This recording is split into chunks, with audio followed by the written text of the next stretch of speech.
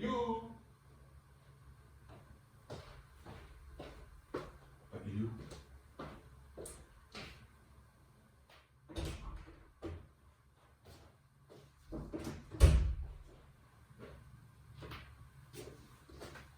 Je comprends pas. Qu'est-ce qu'il fout?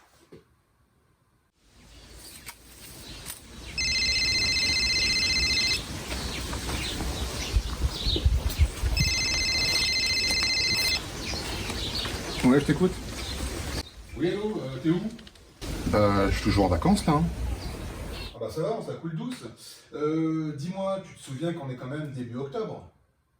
Je sais qu'on est début octobre. Ok, très bien. Et t'as pas une vidéo à faire début octobre? Oh merde!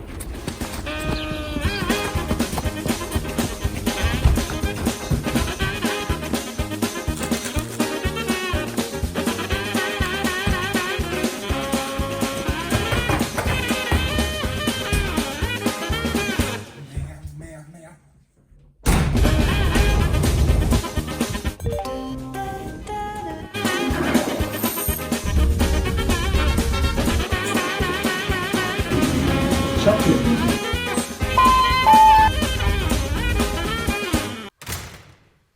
Ah bah enfin, je suis là, je sais, je suis désolé. J'arrive.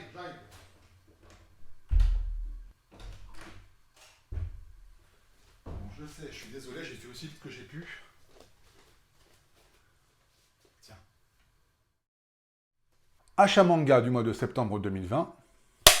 T'es sérieux là?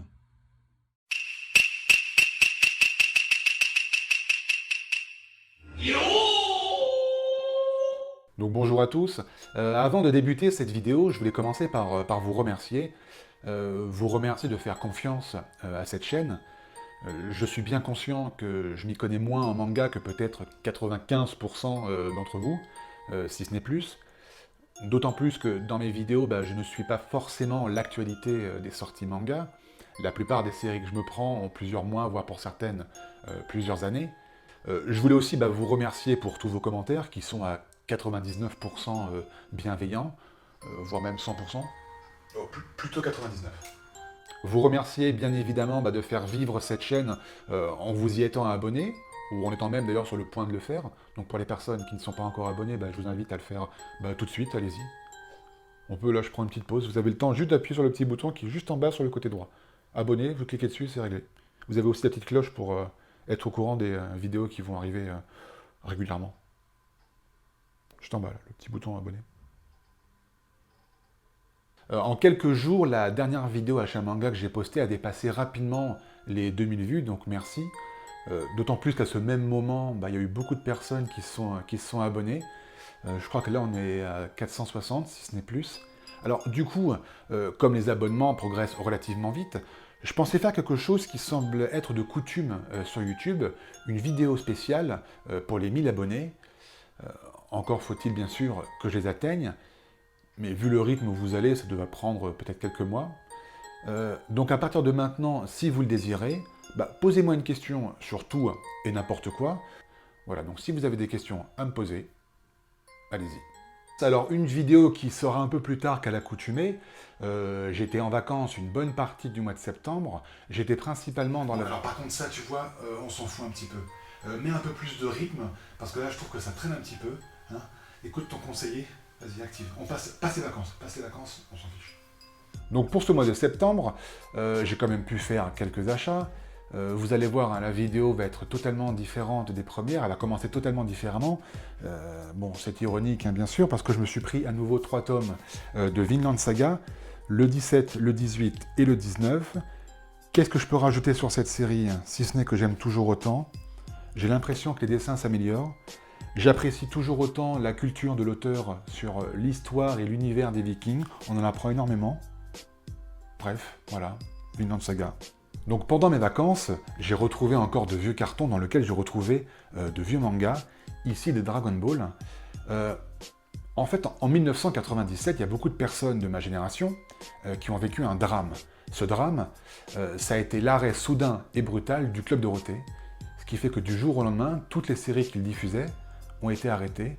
Et pour Dragon Ball, pour nous, On a été coupé en plein milieu de l'arc-bout.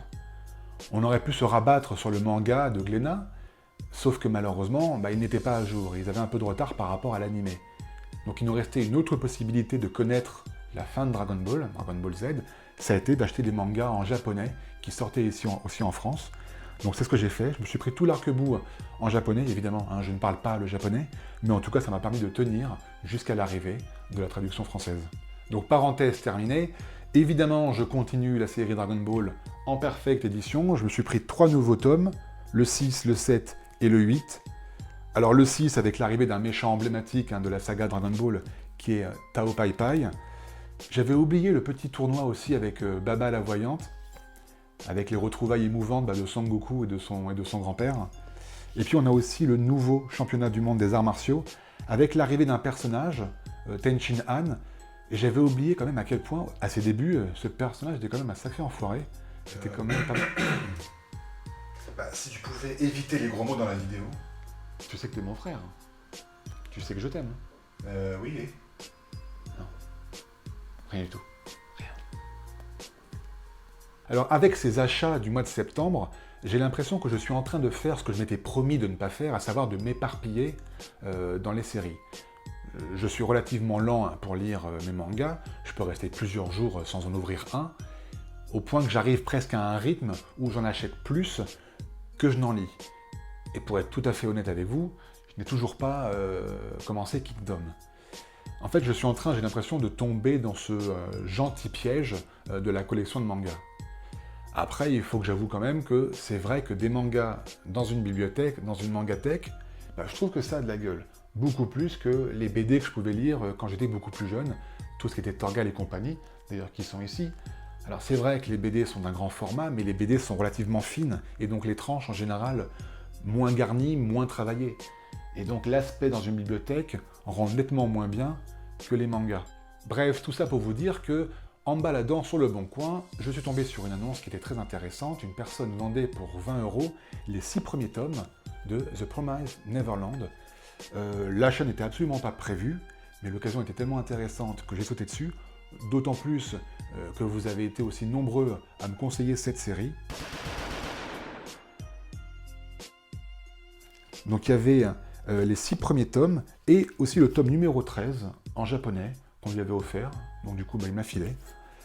Pour l'instant je n'ai lu que les 3 premiers, je ne vous cache pas que par rapport à l'histoire, j'ai un petit peu hâte que les protagonistes s'échappent enfin de l'orphelinat. En tout cas, j'ai hâte de connaître la suite. Donc The Promised Neverland, les 6 premiers tomes. Donc 4e achat de ce mois de septembre, je me suis pris le volume 3 de City Hunter en édition de luxe. C'est toujours agréable à relire, ce petit côté nostalgique de cette ancienne série que j'ai pu regarder à l'époque du Club Dorothée.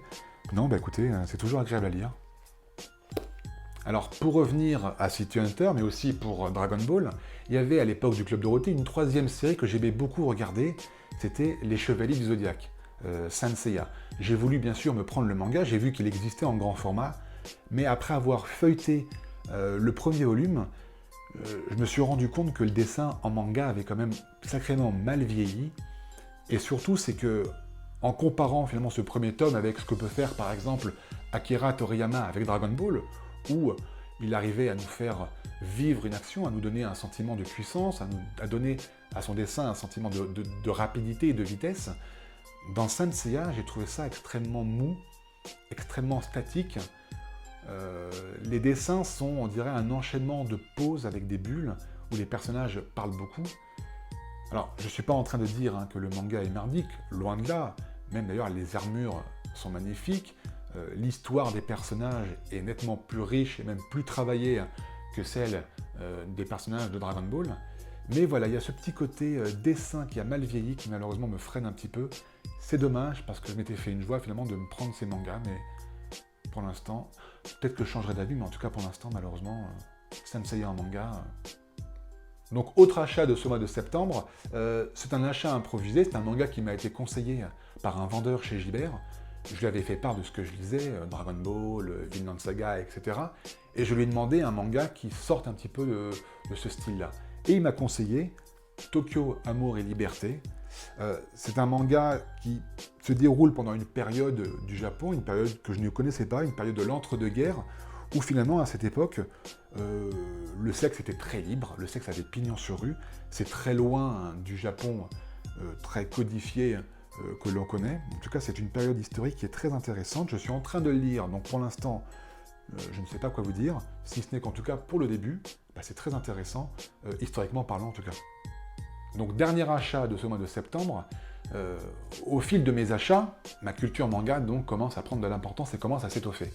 Mais je reste toujours agréablement surpris par la variété des thèmes abordés.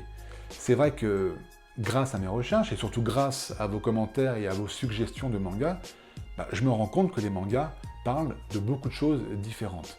Et le manga que je vais vous présenter en est un exemple parfait, puisque je me suis pris Anus Beauté. Alors bien sûr, c'est le titre qui m'a interpellé. Qu'est-ce que c'est que ce livre? Au début, je pensais à une blague un petit peu grasse et un petit peu déjantée, mais après l'avoir lu, c'est plutôt intéressant et c'est plutôt bien fait. En fait, ce livre parle des hémorroïdes. D'ailleurs, si tu le veux pour ton problème, tu peux le lire. Bien, mais c'est marrant ça, c'est très drôle. Mais oui, je le note, très marrant. Donc c'est un livre qu'on pourrait même ranger dans la catégorie médicale, puisque mine de rien, on en apprend beaucoup sur ce petit problème si délicatement situé. Donc voilà, cette vidéo achat manga se termine ici. Merci de l'avoir regardé jusqu'au bout. Comme d'habitude, n'hésitez pas à laisser un commentaire, n'hésitez pas à me faire part de vos suggestions manga, n'hésitez pas à émettre une critique sur la vidéo. Dorénavant, si vous le pouvez, si vous le désirez, n'hésitez pas à me poser une question dans le but d'une éventuelle vidéo FAQ. N'hésitez pas, très important, à vous abonner. Moi, je vous dis à très bientôt, au mois prochain. Ciao. Bon alors, ton avis? Bah écoute, ça s'est plutôt bien passé. Pour l'humour, par contre, évite, hein, tu vas laisser ça aux professionnels. Et au niveau de l'articulation et de la diction, il faudrait faire un petit effort. Non mais ça, les gens ne le savent pas, je le coupe au montage. Peut-être, mais ça serait bien si tu pouvais juste au moins essayer de respirer entre chaque phrase.